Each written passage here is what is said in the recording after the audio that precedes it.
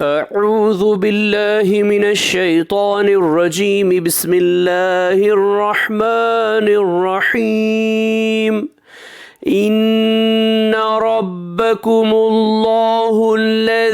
खलक़स समावाति वल अर्ज़ फ़ी सित्तति अय्यामिन थुम्मा इस्तवा अलल अर्श युग़शिल लैला अन्नहार यत्लुबुहु हसीसन वश्शम्स वल्क़मर वन्नुजूम मुसख़्ख़रातिन बिअम्रिहि अला लहुल ख़ल्क़ु वल अम्र तबारकल्लाहु रब्बुल आलमीन।